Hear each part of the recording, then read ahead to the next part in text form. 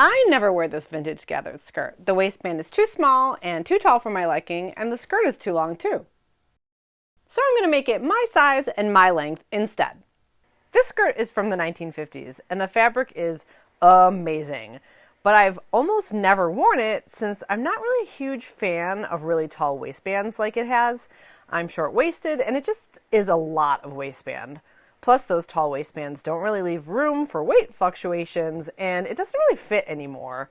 Plus, the skirt is also nearly 5 inches too long for me. So the easiest way for me to handle this is to remove the original waistband, shorten the hemline, and use that extra hem fabric to make a new waistband. By the way, don't be put off thinking you can't alter your vintage. If it gives it more life and it keeps you wearing it or allows you to wear it, that's totally okay. And it's something people have always done with clothing before we became such a consumerist, fast fashion-oriented society. There's a few different ways to make a new waistband for a vintage or really any skirt with a gathered waist. It's kind of the easiest type of skirt to refashion since it's super easy to just gather the waist in a little bit more or let it out a little bit without too much fuss.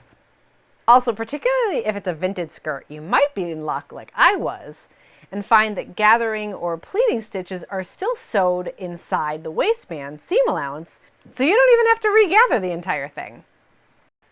I'll show you how I'm going to make a new waistband with fabric from the hem, but what if you like your skirt length so you don't have any extra fabric to play with like I do? Obviously, if you're sizing down, it's going to be easier.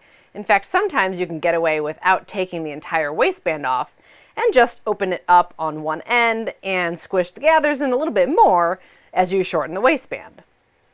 But sizing up, you need more fabric in the waistband, and there's basically two different approaches to how to handle that. First option, you can sew an entirely new waistband with new fabric. Obviously, it can be hard to find fabric that matches, but this is certainly the most straightforward way to handle it. Just sew a new waistband with new fabric. The second option, which I did with this vintage skirt, is to use the original waistband to refashion your new, longer one. Most vintage daywear types of skirts have either a simple one-piece or two-piece waistband, both of which are completely normal ways to handle a waistband in modern sewing too. More often, the waistband is in one piece and folded over so that the outer waistband fabric and the facing are just the same piece of fabric. Sometimes it's top stitched at this upper edge, so it's hard to tell. But in this vintage skirt, it was just folded along the waistband, so it's just one piece of fabric from the outside to the facing. And sometimes it's a two-piece waistband, where the outer fabric and the facing fabric are separate pieces, sewed along this top edge. It's often understitched, but in this case of this vintage skirt, it isn't. In fact, I think this was probably handmade, and they used the outer fabric for the facing on the inside, but they used it inside out, which I'm betting was on accident. And they were like, can't be bothered to change that, and I wouldn't have either. But whether it's a one or two-piece waistband, you need to think strategically about how you can get a U-sized waistband from what you have to work with your original waistband. Essentially what I did for this super collectible Niagara Falls themed novelty skirt, which had a one-piece waistband originally, was take the original waistband off just like I did today, but then I used the facing part of the fabric since it was one piece, so that made it much taller to work with, and I used that to extend the outer fabric. So you can see from the back side, I actually extended this a couple of inches, and then I used a separate piece of fabric that was relatively matching for the facing and understitched it at the top. This allowed me to keep the original fabric on the outside of the skirt and make a brand new waistband in the process.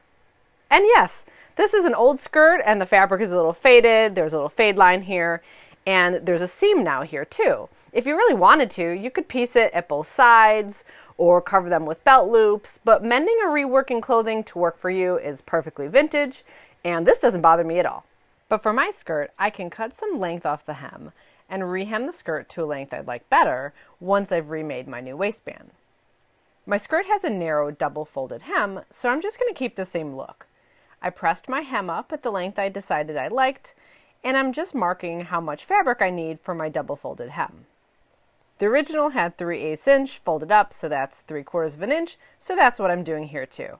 And if you're interested in more about hemming, it's not about gathered skirts, but you might like my video on 5 easy ways to hem a circle skirt. I'll link it in the description. And what's left that I'm cutting off is what I'll have to work with for my waistband. Now I have basic 1-piece and 2-piece waistband pattern pieces that I use a lot. I don't even put them away, they just live on the shelf with a few of my patterns. But if you don't have standard waistband pieces, you can borrow them from another sewing pattern, or it's easy to make your own. Let me know in the comments if you'd like me to do a full tutorial on making a vintage style waistband sometime. So here's a waistband piece I'm going to use for a 2-piece waistband, meaning I need to cut out 2 of these, one for the outside of the skirt and one for the facing. There's a seam allowance at the top to sew the outside fabric and the facing together, and a seam allowance on the bottom to sew it to the skirt. One end has 1 seam allowance, and the other has a seam allowance and some underlap. That's for your button or your hook and eye closure. I usually do about 3/4 of an inch or an inch, but obviously you could go longer. I mean, check out this vintage skirt that I have. Look how long that one is. This would actually be really helpful if I had to resize this. Of course, if you're tight on fabric or reusing part of an original waistband that's a little bit narrower, you can go with a really narrow seam allowance like 1/4 of an inch. No need to go with the typical 5/8 inch that I've used. I'm lucky since I was shortening the hem, so I have quite a bit of fabric to work with. But it wasn't tall enough for a 1-piece waistband, so that's why I'm going to do a 2-piece one. If you're using the original fabric because you've taken up the hem like I did, don't forget to check and see how many panels the skirt is. It turns out mine is in 3, and my waistband piece fits on 2 of them without the seam. There's a seam here and another one here, and this was the 3rd seam, this raw edge where I cut the skirt open. And my waistband piece would not have fit on this middle panel without incorporating at least one of these seams. So just make sure if there's seams and you need to include them into your waistband that you're okay with where they are. I got lucky on this one. And while I have enough fabric for both my facing and outer waistband pieces to be in the original skirt fabric, you could use a solid color different fabric for the facing instead. This is actually kind of funny. If you're using the original fabric and you're going to use it for both the outer waistband and the facing, you have to decide which one you want to use, but it kind of looks like it doesn't matter for me. If you're more or less starting from scratch with your waistband like I am, you can interface it. I'm using a lightweight fusible cotton interfacing for the outer waistband piece with the seam allowances cut away. Before I assemble my waistband, just one more thing about seam allowances. You do need to see what seam allowance your original waistband used. Mine was actually closer to 1/2 inch than 5/8 of an inch, so I think I'll just remove 1/8 of an inch on the waistband seam side of both my outer waistband and my facing pieces. It wouldn't really matter, it's just 1/8 of an inch, but keep in mind, particularly in the case that your original seam allowances were cut away perhaps, you might need the waistband seam to be a little bit narrower or you'll end up eating up more of the length of your skirt, although that could work out for you depending on your skirt length. Now time to assemble the waistband. For a 2-piece waistband, I'll start by pinning the long seam at the top and sewing it. Press the seam allowances and trim and grade them if you want. Then to understitch, press the seam allowances towards the facing and edge stitch on the facing side. And check out my video on understitching if you'd like to dive in more. I'll link it in the description. Press that seam and you'll see that the outside edge rolls towards that understitched side just a little bit, and that's just what we want. Press this in place, and this now is the upper seamed edge of your waistband. Then before we sew it to the skirt, on just the facing side, press up the seam allowance. And don't forget, if you had to change this seam allowance, so in my case, it's 1/2 inch and not 5/8 of an inch, so I still also need to remember to sew it to my waistband at 1/2 inch too. And then afterwards, we have our completed waistband ready to sew to the skirt. Okay, and now it's time to pin the outer part of my waistband to my skirt. Like I mentioned earlier, if you're taking the waistband off a gathered vintage skirt, you may find gathering stitches still in there, so you may not even need to regather your skirt. But if you're making the waist significantly larger or smaller than it was before, you'll probably want to regather it to distribute things more evenly. Mine looks to be a little bit wobbly here and there, so I'll figure that out as I go. And also, of course, can't forget, I saved the original label and I need to sew this back in to make sure that it's still in my skirt. With my label basted back inside, I can pin my new waistband to my skirt. And shout out to my friend Lori who lives in Edmonton. I don't know how this vintage skirt made it from Alberta, Canada to me.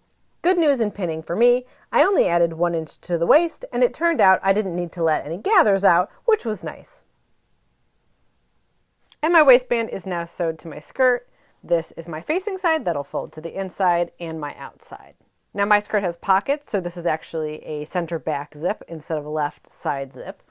And on the overlap side, I lined up the notch indicating the seam allowance with the edge of the overlap of the zipper, which you can see here. And on the underlap side, I lined it up with the notch that indicates the end of the overall waist length, and then the rest here is the underlap and seam allowance for the underlap. I've also pressed up my seam allowances towards the waistband, and you can trim and grade these if you'd like. Now I just need to sew the short ends of the waistband. So you'll fold the right sides together like this, and sew a straight line right at the edge up through the waistband. And we'll do the same thing for the underlap side, except this time, because this is the underlap, we're not actually sewing right at the edge, we're actually sewing along the seam allowance, and then we'll have this, probably about 1 inch in my case, extra underlap for the hook and eye or the button. And here's what the short side looks like after I've sewed it. And I've trimmed and graded the seam allowances and clipped the corners.